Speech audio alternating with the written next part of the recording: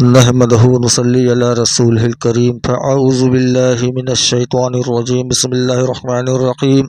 الصلاۃ والسلام علیک یا سید المرسلین۔ عزیزان اسلام، السلام علیکم ورحمۃ اللہ وبرکاتہ۔ ان کی مہک نے دل کے گنچے کھلا دیے ہیں، جس راہ چل گئے ہیں کوچے بسا دیے ہیں۔ جب آ گئی ہے جو سے رحمت پہ ان کی آنکھیں جلتے بجھا دیے ہیں، روتے ہنسا دیے ہیں۔ قربان جاؤ آقا دو جہاں صلی اللہ تعالی علیہ وسلم پر، قربان جاؤ آقا کے شجاعت پر، قربان جاؤ آقا کے اخلاق پر، قربان جاؤ آقا کے علم پر،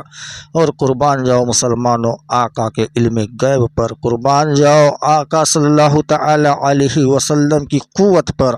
آقا کی عطا پر، آقا کی سخاوت پر، آقا کی الفت پر، آقا کی محبت پر، آقا کے قرب پر، قربان جاؤ اس محبوب کبریا پر جس کے بارے میں اللہ رب العالمین نے فرمایا کہ تمہارے نبی تمہاری جان سے بھی زیادہ قریب ہیں۔ میرے پیارے عزیزوں، یہ جو مقدس مہینہ چل رہا ہے جسے لوگ ذی الحجہ کا مہینہ بھی کہتے ہیں اور حج کا مبارک مہینہ بھی کہتے ہیں، حضرت ابراہیم خلیل اللہ علیہ السلام سے پہلے سب سے پہلا اگر کسی نے حج کیا تو حضرت آدم علیہ السلام نے کیا، اور حضرت آدم علیہ السلام سے ہوتے ہوئے ہمارے آقا تک اور ہمارے آقا سے ہوتے ہوئے آپ کے تمام امت تک یہ حج کا جو حکم نازل ہوا، اللہ نے جو حکم فرمایا تمام امت مسلمہ کو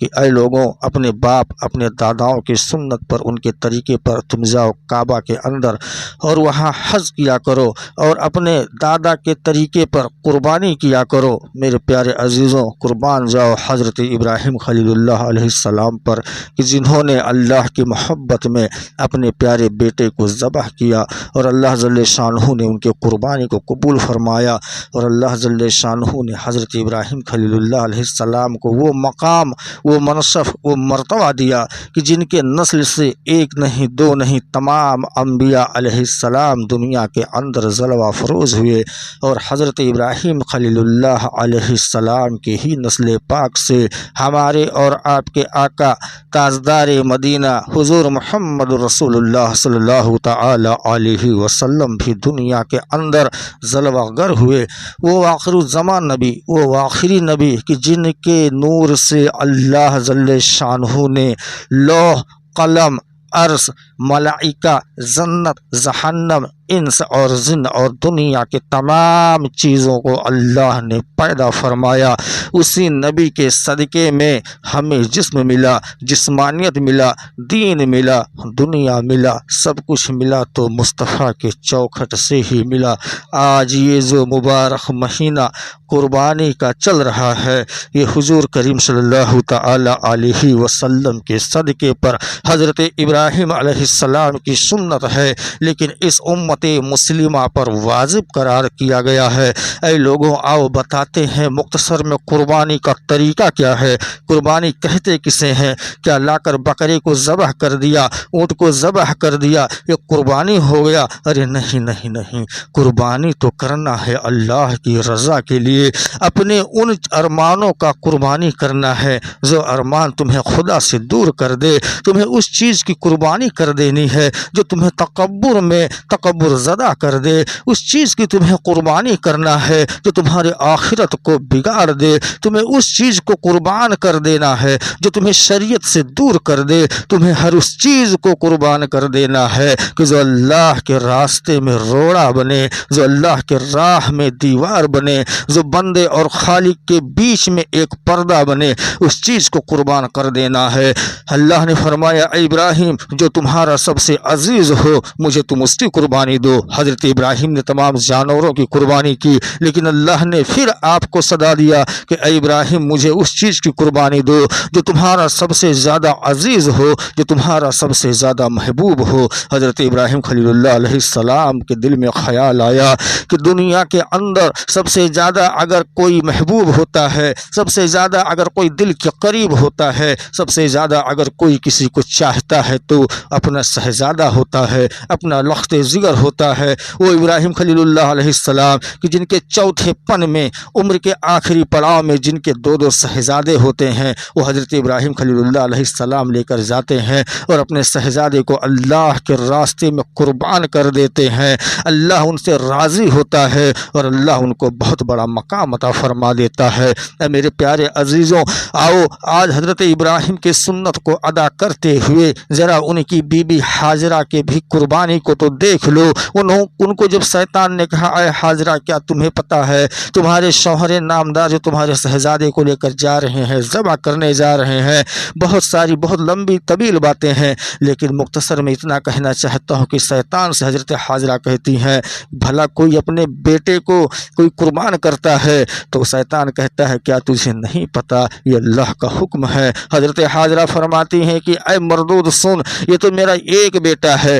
اگر 1000 بیٹا ہوتا یا اس سے زیادہ بیٹا ہوتا تو اللہ کے رضا کے لیے میں اسے قربان کرنے کے لیے اپنے شوہر کے ساتھ کر دیتی، اللہ کے راستے میں اسے قربان کر دیتی۔ اے میرے پیارے عزیزوں، آج ہم قربانی تو کرتے ہیں، بکرا اور جانور تو لے کر آتے ہیں، لیکن ہمارے اندر ریاکاری کتنی ہو گئی ہے۔ 1 سال سے زائد بکرا اگر ہے، 2 دانت کا ہے تو قربانی ہو جائے گا۔ گھر کا اگر بکرا ہے، کتنا بھی کمزور ہو لیکن بہتر ہو، بیمار نہ ہو، 1 سال سے کم کا بھی ہے تو قربانی ہو جائے گا۔ لیکن کچھ لوگ دکھاوے کے لیے 50 1 لاکھ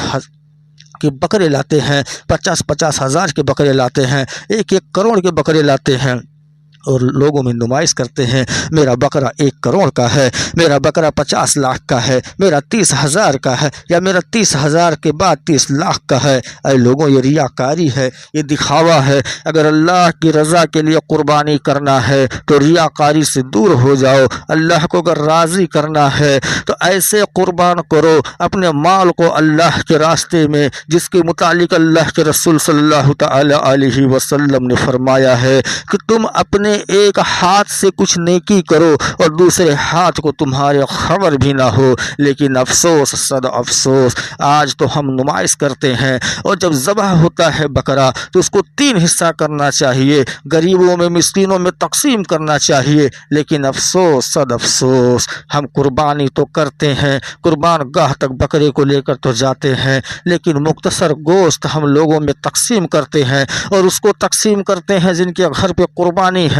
جو سال کے 12 مہینے گوشت کھاتے رہتے ہیں، جن کے گھر میں کسی چیز کی کمی نہیں ہے، ان کے گھر پہ آدھا کلو 1 کلو گوشت دے دیتے ہیں۔ لیکن محلے میں پڑوس میں اگر کوئی مسکین ہے، اگر کوئی غریب ہے تو 1 بوٹی بھی اس کے حوالے نہیں کرتے ہیں۔ اے میرے پیارے عزیزوں، اگر گوشت ذبح ہو رہا ہے تو فریز میں مت رکھو، وہ جس کا حق ہے ان تک پہنچا دیا کرو۔ یہ اللہ کے رسول نے جو فرمایا ہے قربانی کے لیے، آپ نے جو ارشاد فرمایا ہے، تاکہ جو غریب مسکین ہوتے ہیں اگر وہ سال بھر گوشت نہ کھا پائیں تو کم سے کم اس 3 دن کے صدقے میں ان کے گھر میں بھی گوشت کی خوشبو آئے، ان کے بچے بھی گوشت کھا لیا کریں۔ لیکن ہمارے یہاں تو قربانی آج ہوتا ہے، محرم تک فریز کے اندر فریز بھرا رہتا ہے گوشت سے۔ یہ غلط ہے۔ اگر اللہ کو رضا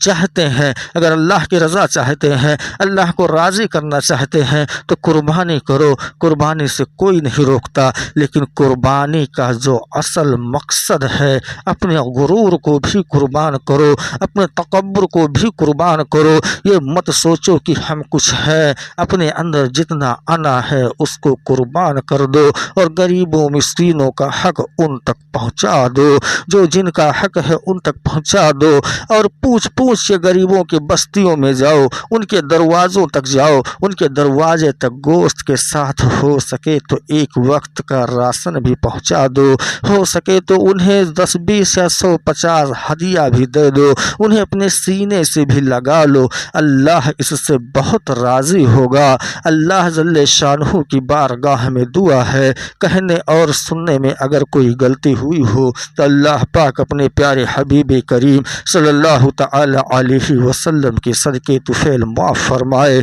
استغفر اللہ ربی من کل ذنب واتوب الیہ، لا الہ الا اللہ محمد الرسول اللہ وما علینا الا البلاغ۔